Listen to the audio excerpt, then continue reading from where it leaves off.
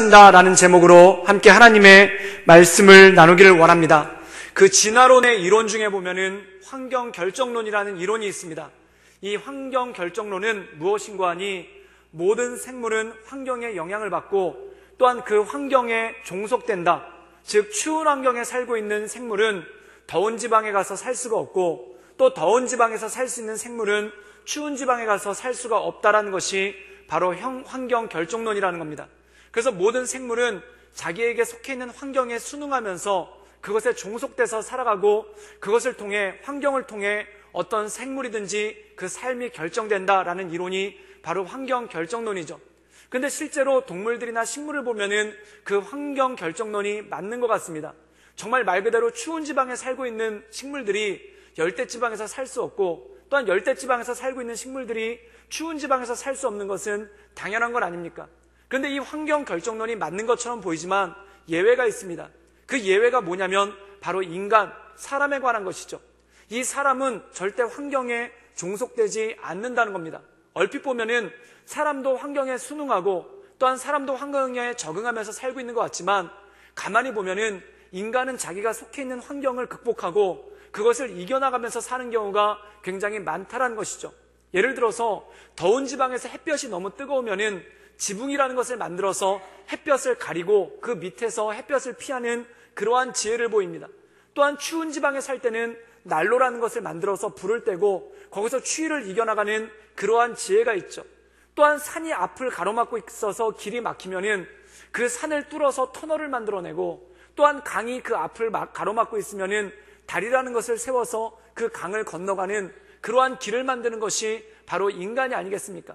그래서 이 토인비라는 역사학자는 뭐라고 얘기했냐면 인간은 모든 도전에 대해 응전하며 산다라고 얘기했습니다.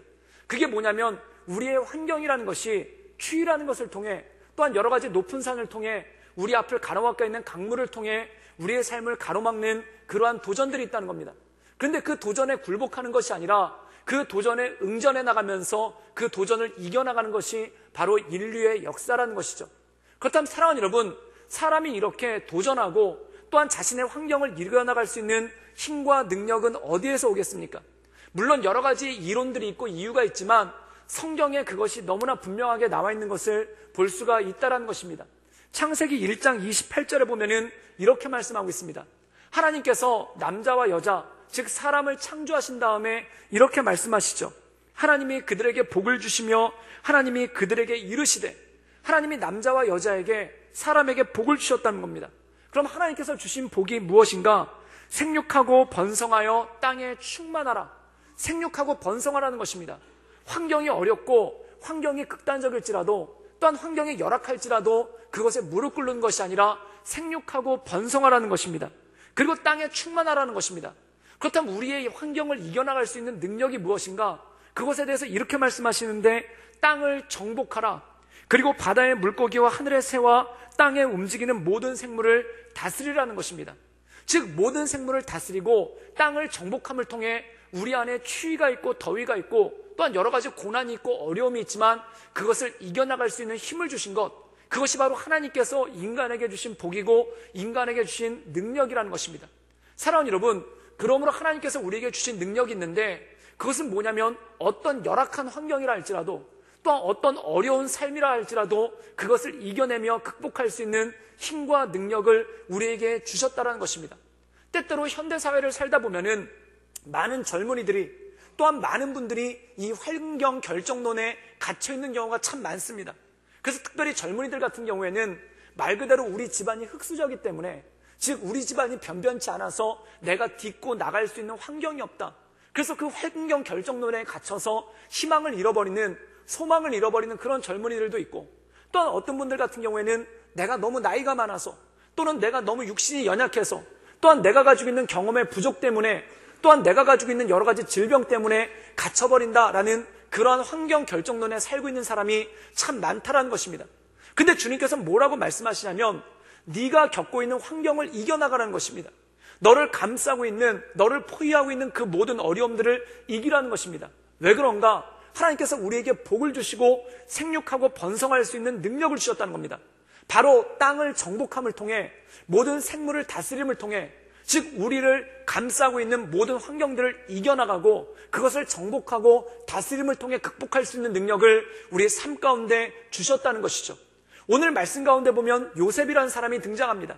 이 요셉이라는 사람은 정말 인생이 평탄치 않고 인생의 어려움이 많았던 사람이죠. 그런데 그것이 그가 환경에 결정된 것이 아니라, 그가 환경에 종속된 것이 아니라 그 환경을 뚫고 나가 승리하는 하나님의 역사가 그의 삶 가운데 있다라는 것입니다.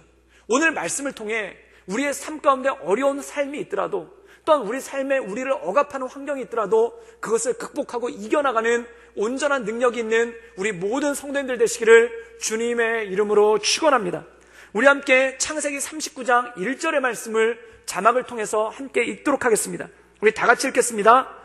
요셉이 이끌려 애굽으로 내려가매 바로의 신하 친위대장 애굽 사람 보디발이 그를 그리로 데려간 이스마엘 사람의 손에서 요셉을 산이라. 오늘 말씀 가운데 보면은 이 요셉이란 사람의 삶이 평탄치 않았음을 보여주게 됩니다. 그 이유는 무엇입니까? 이 요셉이 노예로 팔려가게 됩니다.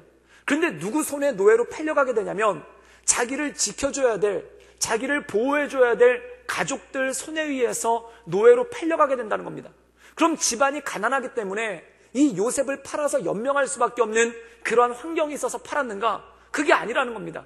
10명의 형들이 있는데 이 10명의 형들이 요셉을 너무 미워해서 그를 죽이려고 하다가 차마 죽일 수가 없어서 그나마 선의를 베풀어서 한 것이 뭐냐면 노예로 팔아버렸다는 것입니다. 그럼 이 요셉이라는 사람이 노예 상인들한테 끌려서 어디로 갔는가? 오늘 말씀 가운데 보면 이집트로 끌려갔다는 겁니다.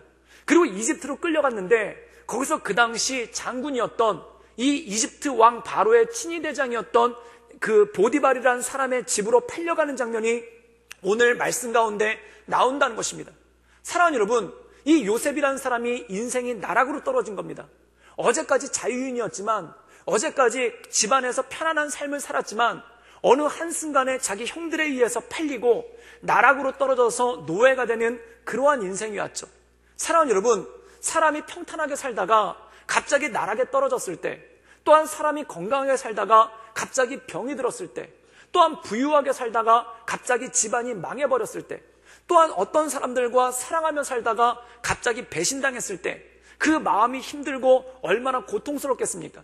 그런데 이 요셉이라는 사람은 단지 인생이 잘 지내다가 나락으로 떨어진 것뿐만 아니라 또한 그의 유년기부터 어린 시절을 보면은 그 어린 시절조차 평탄치 않은 그러한 모습이 그 안에 있는 것을 볼 수가 있다는 것입니다. 가정이란 무엇입니까? 자녀들을 보호해주고, 또한 가정이란 무엇입니까? 자녀들에게 듬뿍 사랑을 줘서 말씀 가운데 양육시키는 것, 이것이 가정 아닙니까? 그런데 이 요셉이 살아왔던 가정은 그러한 모습이 그 안에 전혀 없었다는 것이죠. 이 요셉의 복잡한 가정사를 잠깐 설명을 드리면은 우리가 지난 시간까지 함께 나눴던 야곱이라는 사람이 바로 이 요셉의 아버지입니다. 그런데 우리가 잘 알고 있듯이 이 야곱에게는 4명의 부인이 있었죠. 2명은 정식 부인이고 2명은 비공식 부인이라는 겁니다. 그런데 문제는 뭐냐면 이 4명의 부인들 가운데 누구를 가장 사랑했냐면 라헬이라는 여성을 가장 사랑합니다. 그리고 야곱이 총각 때 원래는 라헬과 결혼하려고 애썼는데 그게 여의치 않아서 어떻게 보면 약간 부수물처럼, 어떻게 보면 약간 덤처럼 얻게 된 게 나머지 3명의 부인이었다는 겁니다. 그래서 야곱이 이것 자체가 평탄하지 않았는데 이 야곱이라는 사람이 지혜롭게 처신한 게 아니라 그냥 자기 하고 싶은 대로 했다는 겁니다. 그게 뭐냐면 라헬이라는 여자를 엄청나게 사랑한 거예요. 그리고 나머지 3명의 부인에 대해서는 사랑하지 않았다는 겁니다. 그러면 이 3명의 부인들에게 얼마나 큰 상처가 있고 마음 가운데 어려움이 있었겠습니까? 그런데 또 문제는 뭐냐면은 이 야곱이 진짜로 사랑하는 라헬에게는 자식이 없습니다. 아들이 없습니다. 그런데 문제는 뭐냐면 야곱이 별로 사랑하지도 않고 관심도 기울이지 않는 3명의 부인에게서 10명의 아들이 태어나는 그런 일들이 생겼다는 겁니다. 그런데 문제는 뭐냐면 야곱이라는 사람이 그 10명의 아들을 자기의 아들처럼 인정하지를 않는다는 겁니다. 그것을 잘 알 수 있는 것이 뭐냐면 마침내 기다리고 기다리던 끝에 11번째 아들, 그리고 자기가 가장 사랑하는 부인인 라헬에게서 아들이 나오는데 그 첫 번째 아들이 누구냐면 바로 요셉이라는 것입니다. 그런데 라헬에게는 첫 번째 아들이지만 이 모든 아들 가운데 보면 11번째 아들인 거죠. 그런데 이 야곱의 마음은 그렇지 않았던 것 같습니다. 그 이유가 뭐냐면 이 요셉을 자신의 실질적인 장자로, 그 앞에 있는 아들들은 아들들로 인정하지 않고 적자로 인정하지 않고 그 11번째 낳은 자기가 가장 사랑하는 라헬에게서 낳은 소생인 요셉을 자신의 진정한 아들로, 자신의 진정한 장자로 생각하는 것 같은 그러한 분위기가 성경에 감지되는 것을 볼 수가 있죠. 우리 함께 창세기 30장 25절의 말씀을 함께 자막을 통해 읽도록 하겠습니다. 우리 다 같이 읽겠습니다. 시작. 라헬이 요셉을 낳았을 때에 야곱이 라반에게 이르되 나를 보내어 내 고향 나의 땅으로 가게 하시되. 오늘 말씀 가운데 보면 라헬이 요셉을 낳았을 때 그때 야곱의 행동이 무엇이었습니까? 집으로 돌아가고자 했다는 거예요. 자기 아버지 집으로, 자기 고향 땅으로 돌아가고자 했다는 겁니다. 그 이유가 무엇이겠습니까? 이 당시에 아버지 이삭은 아직 살아있었습니다. 그럼 자기가 진정한 아들을 낳았으니, 자기가 진정한 장자를 낳았으니 그 아들을 아버지에게 보여주고 축복을 받아야 되겠다라는 그러한 마음이, 야곱의 마음이 없지 않았던 것 같습니다. 그래서 야곱이 그동안 10명의 아들을 낳을 때는 꿈쩍도 하지 않다가 이 요셉을 낳으니까 그제서야 고향으로 돌아가야 되겠다라는 그러한 마음을 가졌다는 것이죠. 이것은 무엇입니까? 이 야곱이 다른 아들들보다 요셉을 특별하게 생각하고 더 나아가서는 이 요셉을 자신의 진정한 아들, 자신의 진정한 후계자로 생각하고 이제 고향 땅으로 돌아가려고 했다는 겁니다. 또한 그뿐만 아닙니다. 이 야곱이 요셉을 키우면서 이 요셉을 얼마나 극진히 사랑했는지가 잘 나와 있죠. 우리 창세기 37장 3절의 말씀을 읽도록 하겠습니다. 우리 다 같이 읽겠습니다. 시작. 요셉은 노년에 얻은 아들이므로 이스라엘이 여러 아들들보다 그를 더 사랑함으로 그를 위하여 채색옷을 지었더니. 오늘 말씀에 보면은 성경이 아주 대놓고 나옵니다. 요셉이 다른 아들들보다 요셉을 더 사랑했다는 겁니다. 그런데 이거를 마음속으로만 간직하고 있고 티를 안 냈으면 얼마나 좋겠습니까? 그런데 이 야곱이라는 사람이 얼마나 생각이 얕은 사람인지 그것을 티를 다 내버립니다. 그 티가 내는 게 뭐냐면 입는 옷부터 다르게 했다는 겁니다. 다른 아들들에게는 그냥 평범한 옷을 입게 했습니다. 그런데 요셉에게는 어떤 옷을 줬냐면 채색 옷을 줬다는 겁니다. 이상지 채색 옷은 지금으로 따지면 비단 옷이고 지금으로 따지면 명품 옷과 똑같은 그러한 옷입니다. 즉 다른 말로 얘기하자면 다른 아들들은 일꾼들이 입는 아무 옷이나 주고 이 요셉에게는 요즘으로 치면은 정장, 명품 정장을 입혔다는 겁니다. 여러분, 정장을 입고 일할 수 있겠습니까? 일을 못합니다. 이 뜻은 뭐냐면 너는 일하지 말라는 겁니다. 다른 아들들한테는 고무신에 추리닝 같은 거 입혀가지고 밭에 나가서 일하게 만들고 이 요셉은 어떻게 했냐면 말 그대로 도련님처럼 키운 거예요. 다른 아들들은 일꾼처럼 키우고 이 요셉은 도련님처럼 키운 거예요. 얼마나 사랑하면, 얼마나 사랑하는 마음이 컸으면 그렇게 했겠습니까? 그런데 중요한 게 있습니다. 그렇게 요셉을 사랑했으면, 그렇게 요셉을 특별히 대해줬으면 요셉이 행복해야 될 거 아닙니까? 그리고 요셉이 다른 사람들한테 부러움을 사고 다른 사람들한테 좋은 대접을 받아야 될 거 아닙니까? 근데 문제는 그렇지가 않더라는 것입니다. 우리 함께 창세기 37장 4절 말씀을 함께 읽겠습니다. 우리 자막을 통해서 읽겠습니다. 다 같이 읽겠습니다. 시작. 그의 형들이 아버지가 형들보다 그를 더 사랑함을 보고 그를 미워하여 그에게 편안하게 말할 수 없었더라. 오늘 말씀 가운데 보면 형들이 요셉을 미워했다는 겁니다. 그래서 미워하는 것을 행동으로 드러냈는데 그 행동이 뭐냐면 편안하게 말할 수 없었다는 겁니다. 즉 형제들끼리 재밌게 얘기하고 형제들끼리 재밌게 놀고 또한 형제들끼리 재밌게 장난쳐야 될 거 아닙니까? 그런데 요셉을 편안하게 대하지 않았다는 거예요. 이 말은 무슨 뜻입니까? 요셉을 따돌렸다는 것입니다. 요셉을 자기 그룹의 일원으로 받아들이지 않았다는 거예요. 요셉의 얼굴을 피했다는 거예요. 요셉의 얼굴을 마주치지 않았다는 겁니다. 그런데 이것에 끝나는 게 아닙니다. 우리 창세기 37장 20절 상반부 말씀을 함께 읽도록 하겠습니다. 우리 다 같이 읽겠습니다. 시작. 자, 그를 죽여 한 구덩이에 던지고 우리가 말하기를 악한 짐승이 그를 잡아먹었다 하자. 이 미움이라는 것이 따돌림으로 끝난 게 아니라 죽이고 싶을 만큼, 어떻게 죽이는가? 구덩이에 빠뜨려서 죽이고 싶을 만큼 이 요셉을 미워했다는 겁니다. 사랑하는 여러분, 여기 한 가지 아이러니가 나타납니다. 야곱이 요셉을 사랑하면 사랑할수록 요셉은 미움을 받는다는 겁니다. 야곱이 요셉을 아끼면 아낄수록 이 요셉은 천대를 받는다는 겁니다. 사랑하는 여러분, 세상에 자녀를 사랑하지 않는 부모가 어디 있겠습니까? 또한 세상에 자녀를 아끼지 않는 부모가 어디 있겠습니까? 그런데 이 말씀 가운데 나오면 자녀를 사랑하면 사랑할수록 자녀가 구렁텅이에 빠지고 자녀를 아끼면 아낄수록 오히려 자녀가 다른 사람에게 미움을 받는 이러한 참사가 벌어지고 있다는 것입니다. 도대체 그 이유가 무엇이겠습니까?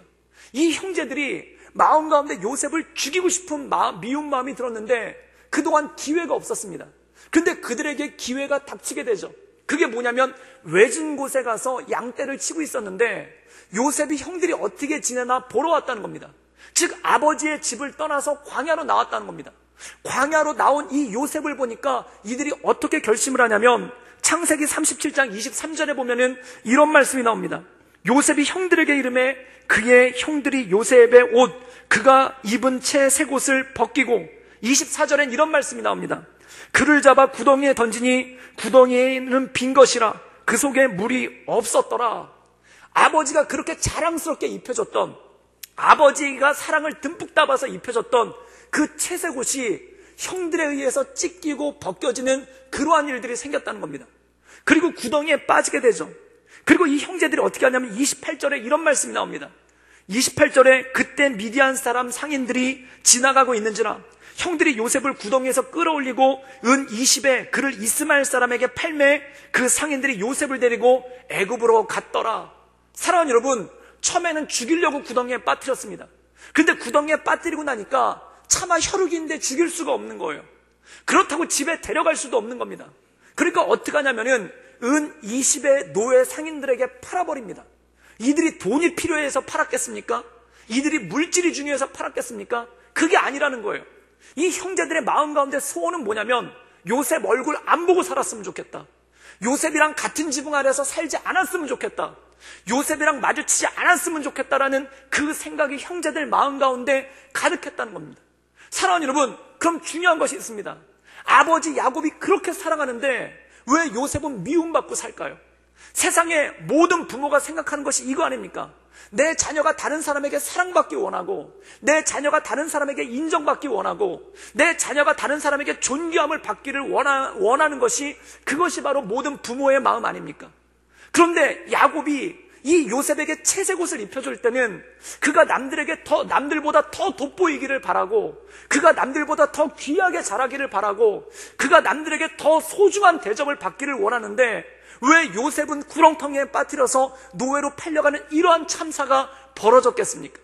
제가 중학교 2학년 때 이 반에 가면은 그 당시 인기 패션이 있었습니다. 그게 뭐냐면 중학교 2학년, 제가 80년대 때 중학교 2학년이었는데 이 80년대 때 중학생 가장 멋쟁이 아이템이 뭐냐면 나이키 운동화를 신어야 되고 조다시 청바지를 입어야 되고, 그리고 진짜 멋쟁이는 청바지만 입는 게 아니라 청자켓까지 같이 입어야 됩니다. 그리고 손목에는 카시오 시계를 차야 진정한 중학생 멋쟁이 그 아이템을 형성하게 됩니다. 그런데 학교에 애들이 다 그러고 오는 거예요. 교복도 없는데 마치 교복인 것 마냥 그러고 다 오는 겁니다. 그래가지고 제가 저희 부모님께 가서, 특별히 어머님에게 가서 요즘에 나이키 운동화를 신어야 되고 조다시 청바지를 입어야 되고 그리고 카시오 시계를 차야 학교에서 인정받을 수 있습니다. 그리고 어머니에게 가서 징징거렸죠. 그때 어머니가 벌떡 일어나시더니 시장에 가서 사온다는 거예요. 그때 느낌이 불안했습니다. 그 옷들은 시장에서 살 수 있는 게 아니에요. 대리점에 가서 사든지 아니면 백화점에 사야 되는 거예요.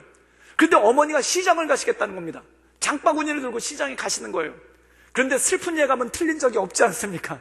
어머니가 그 아이템들을 사가지고 오셨는데 나이키 신발이 아니라 나이스 신발을 사가지고 오시고, 그리고 조다시 청바지가 아니라 주다시 청바지를 사가지고 오시고, 그리고 아버지가 시계를 가져오셨는데 카시오가 아니라 가시오 시계를 사가지고 오신 거예요. 그리고 그걸 저한테 입혀주면서 학교에 가라는 겁니다. 정말 학교 가기 싫었습니다.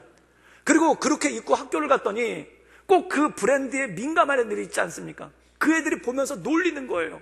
쟤는 나이키가 아니라 나이스를 신었다. 쟤는 조다시가 아니라 주다시를 입었다. 쟤는 카시오가 아니라 가시오를 찼다. 그거 벗고 올 수도 없고 어떻게 하겠습니까? 그래가지고 제 학교에서 별명이 뭐였냐면 그 당시에 짝퉁을 다른 말로 짜가라고 불렀는데 제 별명이 짜가맨이었습니다. 그래서 짜가맨으로 학교를 다니니까 수치스러운 거예요. 창피한 거예요. 그 당시엔 그게 창피해서 견딜 수가 없었어요. 그런데 세월이 지나보고 나니까 그거 아무것도 아니지 않습니까? 세월이 지나서 몇 년만 지나서 철 들어보니까 그거 아무것도 아니지 않습니까? 그런데 우리 인생 가운데 살아보면은 채색 옷을 입고 싶은 거예요. 왜 채색 옷을 입고 싶은가? 남들보다 돋보이고 싶어서, 최소한 남들보다 뒤처지지는 말아야 되니까 채색 옷을 입고 싶은 거예요. 부모님들도 마찬가지입니다. 자녀들한테 채색 옷을 입혀야 되겠다는 사명감이 있는 거예요. 그래서 자녀들에게 채색 옷을 입히지 못하면 마음 가운데 부담감을 느끼고 자녀들에게 미안함을 느끼는 게 이게 부모의 마음 아닙니까? 그런데 사랑하는 여러분, 야곱이 자기 아들 요셉에게 채색 옷을 입혔는데 이 요셉이 그 사랑을 받고 살았습니까? 존귀한 대접을 받았습니까? 다른 사람에게 인정을 받았습니까? 아니라는 겁니다. 그 채색 옷이 찢겨지고 오히려 구렁텅이에 빠지고 말지 않았습니까? 그러면 야곱이 요셉을 그렇게 사랑했는데, 그래서 야곱을 사랑해서 그렇게 그가 채색 옷을 입혀서 자기가 가진 정성을 다했는데 왜 요셉은 이런 꼴을 당한 것입니까? 사랑하는 여러분, 저희 부모님이 저한테 비록 옷은 채색 옷을 입혀주시지 못했지만, 브랜드 옷을 입혀주시지 못했지만 주신 게 하나 있어요. 그게 뭐냐면 하나님의 말씀을 주셨다는 것입니다. 하나님의 말씀으로 교훈하고 하나님의 말씀으로 기도해주고 하나님의 말씀으로 품어주셨다는 것입니다. 야곱을 보십시오. 요셉을 그렇게 살아가는데 요셉에게 채색 옷은 입혀졌지만 하나님의 말씀을 전하지 않습니다. 야곱이 요셉에게 채색 옷은 주었지만, 그를 존귀하게 보이게 하려고 채색 옷은 주었지만 하나님의 말씀을 그에게 전해주지 않지 않습니까? 사랑하는 여러분, 이것이 바로 인간 방법대로의 사랑이라는 것입니다. 저는 우리 모든 성도님들이 자녀들에게 채색 옷을 주지 못해 골몰해하는 것이 아니라, 자녀들에게 채색 옷을 주려고 몸부림치는 게 아니라 하나님의 말씀을 전해줄 수 있기를 주님의 이름으로 축원합니다. 또한 내 인생을 살아가는 동안 채색 옷을 입으려고, 남들보다 돋보여 보이려고, 아니 최소한 남들보다 처져 보이진 않으려고 채색 옷을 입으려고 골몰하는 게 아니라 하나님의 말씀 가운데 온전함으로 살아갈 수 있기를 주님의 이름으로 축원합니다. 이 요셉이라는 사람이 아버지가 전해준 채색 옷을 입었을 때는 존귀함을 입은 것이 아니라, 사랑을 받은 것이 아니라 오히려 따돌림을 당하고 미움을 당하고 고통을 겪었다는 것입니다. 그런데 그가 입었던 그 채색 옷이 찢어지는 순간, 그리고 아버지의 집을 떠나서 노예로서 이집트에서 새로운 삶을 사는 동안 그의 인생 가운데 놀라운 변화가 나타나기 시작합니다.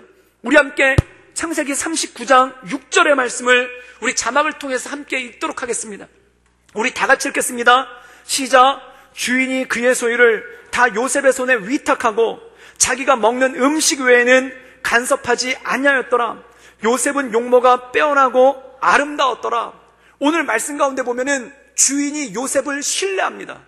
아버지 집에 있을 때는 미움받던 요셉, 아버지 집에 있을 때는 따돌림 당하던 요셉, 아버지 집에 있을 때는 시기와 질투의 대상이었던 이 요셉이 같은 지붕 아래 살기도 싫고 서로 얼굴 마주치기도 싫고 서로 눈 마주치기도 싫어했던 그 요셉이 오늘 말씀 가운데 보면 180도 변해 있습니다. 어떻게 변해 있습니까? 주인이 그의 소유를 요셉에게 다 위탁했다는 겁니다. 믿음직한 사람이 됐다는 겁니다. 신뢰받는 사람이 됐다는 겁니다. 다른 사람에게 호감을 느끼는, 다른 사람이 매력을 느낄 만한 그러한 호감을 느끼는 사람으로 바뀌었다는 겁니다. 그 이유가 무엇인가? 성경은 이렇게 설명하고 있습니다. 요셉은 용모가 빼어나고 아름다웠더라. 단지 얼굴이 잘생겨서, 단지 키가 커서, 단지 몸이 좋아서 용모가 빼어나고 아름다웠다는 게 아니라는 것입니다. NIV 영어 성경에 보면은 이 요셉의 용모가 빼어났다라는 표현을 뭐라고 쓰고 있냐면 well built라고 쓰고 있어요. 이 well built란 말은 뭐냐면 잘 세워졌다는 것입니다. 잘 성장했다는 것입니다. 잘 형성되었다는 것입니다. 그런데 이 잘 형성되었다는 말이 단지 외모에만 국한된 게 아니라 그의 내면까지, 그의 속사람까지, 그의 마음까지 잘 형성되었다는 겁니다. 사랑하는 여러분, 만약에 우리가 인생에 대해서 얘기할 때 환경을 보지 않습니까? 요셉이 정말 잘 세워질 만한 환경이었습니까? 요셉이 정말 잘 자랄 만한 그러한 환경이었습니까?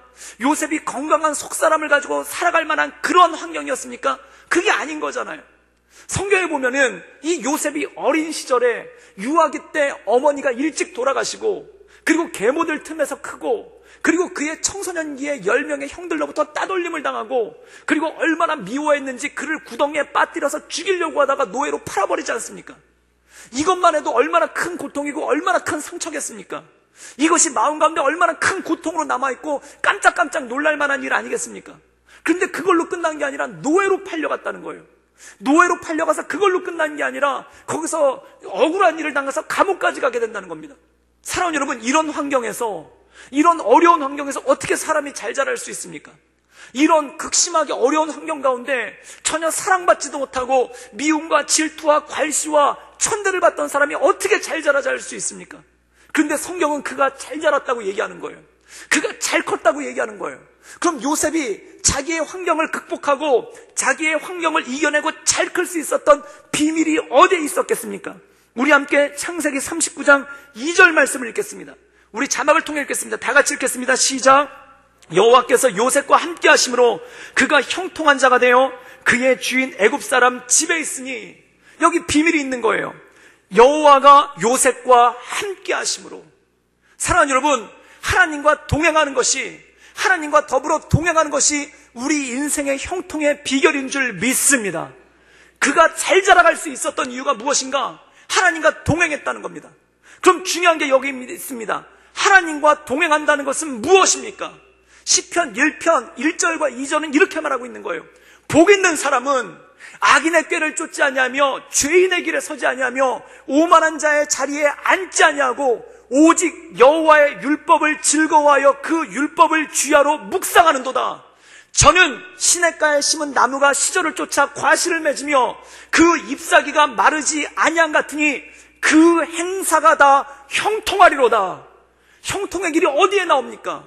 바로 하나님의 말씀을 묵상할 때 형통한다는 거예요. 오늘 말씀 가운데 보면 형통의 길이 어디에 나옵니까? 하나님과 동행할 때 형통이 나온다는 거예요. 그렇다면 하나님과 동행하는 삶이란 무엇입니까? 하나님의 말씀을 사랑하여 하나님의 말씀을 붙잡고 하나님의 말씀을 주야로 묵상하는 삶이 바로 형통한 삶인 줄 믿습니다.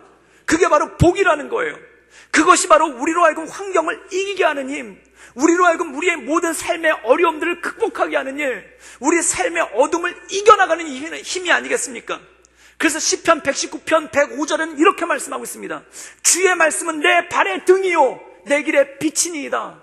내 삶 가운데 어둠의 환경이 있을 때, 내 환경에 깜깜함이 있을 때 주의 말씀이 그 빛이 되어서 어둠을 이기게 하시는 힘과 능력이 되시는 줄 믿습니다. 바로 요셉이 인생의 어두운 가운데 머물러 있을 때, 인생의 깜깜한 밤 가운데 머물러 있을 때 그가 형통할 수 있었던 비결은 무엇입니까? 그가 하나님의 말씀을 붙잡았다는 거예요. 그 하나님의 말씀이 그의 인생에, 그의 길에 등이 되고 그의 길에 빛이 되어 그의 삶을 인도해 주신 줄 믿습니다. 그것이 바로 요셉이 살아갈 수 있는 능력이었다는 것이죠. 사랑하는 여러분, 우리는 이 세상에 살아가는 동안 하나님의 말씀이 아니라 사람의 꾀에 관심이 많은 거예요. 사람의 꾀가 무엇입니까? 채색 옷입니다. 어떻게든지 채색 옷을 입으려고 하는 거예요. 왜 채색 옷을 입으려고 합니까? 돋보이고 싶어서, 또한 남들보다 특별한 대접을 받고 싶어서, 사랑받고 싶어서, 인정받고 싶어서 이 채색 옷을 입으려고 어떻게 하면 채색 옷을 입을까? 그것에 골몰한다는 겁니다. 최소한 특별해 보이진 않아도 남들보다 뒤처지지는 않아야 되겠기에, 남들에게 무시당하지는 말아야 되겠기에 채색 옷을 입으려고 골몰하는 거 아닙니까? 근데 성경은 이렇게 말하고 있습니다. 요셉이 채색 옷을 입었을 때 사랑받고 인정받은 게 아니라 오히려 질투받고 미움받고 시기받고, 또한 그의 인생이 채색 옷을 입었을 때 평탄한 길을 걸어간 게 아니라 구덩이에 빠뜨려져서 옷이 찢김을 당하고 넘어져야 됐다는 것입니다. 인간의 옷은 찢어진다는 겁니다. 인간의 옷은 벗겨진다는 겁니다. 인간의 옷을 입으면 구덩이에 빠질 수밖에 없다는 것입니다. 그런데 그가 그의 아버지의 채색 옷을 벗었을 때 어떠한 일이 벌어지는가? 그가 아버지의 채색 옷을 벗고 하나님과 동행하는 삶을 살았을 때, 하나님의 말씀을 붙잡았을 때 그의 삶 가운데 승리가 임한 줄 믿습니다. 사랑하는 여러분, 어떻게 채색 옷을 입을까? 어떻게 채색 옷을 입고 다닐까? 어떻게 채색 옷을 우리 자녀들한테 입혀줄까? 골몰하지 않기를 주님의 이름으로 축원합니다. 사도행전 3장에 보면은 베드로와 요한이 이렇게 선포하죠. 우리에게 금과 음은 없으되, 다시 말해서 우리에게 빛나는 것은 없지만, 우리에게 채색 옷은 없지만 우리에게 있는 것을 너에게 주노니 예수 그리스도의 이름으로, 나사렛 예수의 이름으로 일어나 걸어라 라고 명하지 않습니까? 저는 베드로와 요한의 고백이 우리 인생의 선포가 되기를 주님의 이름으로 축원합니다. 우리 자녀들에게 비록 나에게 너에게 입혀줄 수 있는 채색 옷은 없지만, 비록 내가 너에게 물려줄 수 있는 금과 은은 없지만, 내가 나사렛 예수의 이름을 너에게 물려주니 너는 일어나 걸으라, 예수님 말씀 붙잡고 일어나 걸으라는 이러한 선포가 우리 삶 가운데, 우리의 인생 가운데, 우리 자녀들의 삶 가운데 선포되어질 수 있기를 주님의 이름으로 축원합니다. 그때 이들 가운데 온전한 형통함이, 이들의 삶 가운데 온전한 하나님의 이끄심이 벌어지는 놀라운 능력이 생긴다는 것이죠. 사랑하는 여러분, 채색 옷에 관심 갖지 말고, 채색 옷에 골몰하지 말고, 하나님의 말씀 붙잡고 하나님과 동행하여 형통한 삶을 사는 우리 구덕교회 모든 성도들 되시기를 주님의 이름으로 축원합니다. 함께 기도하시겠습니다. 늘 언제나 살아서 역사하신 주님, 우리 삶 가운데 하나님 채색 옷에 골몰하여 어떻게 하면 내가 채색 옷을 입을 수 있을까? 어떻게 하면 내 자녀들에게 채색 옷을 입힐 수 있을까? 하나님, 골몰하며 나가는 우리의 연약함을 주께 고백합니다. 채색 옷은 곧 찢겨질 것이요, 채색 옷은 곧 벗겨질 것이요, 채색 옷은 우리를 구덩이로 빠뜨릴 것이나, 하나님, 우리가 하나님의 말씀 붙잡고 우리 하나님과 동행할 때 우리를 형통케 하시며 우리의 길을 인도하게 하시며 우리를 시냇가에 심은 나무와 같이 견고하게 하시며 우리 인생의 어둠이라는 환경 가운데 빛을 비추어 우리로 걸어가게 하시는 하나님의 은혜가 있는 줄 믿습니다. 말씀 가운데 굳게 서게 하여 주시옵소서. 말씀의 빛 가운데 우리의 삶을 감싸고 있는 어둠이라는 환경을 극복하고 이겨나갈 수 있는 힘과 능력을 우리에게 허락하여 주시옵소서. 예수님의 이름으로 감사하며 기도드리옵나이다. 아멘.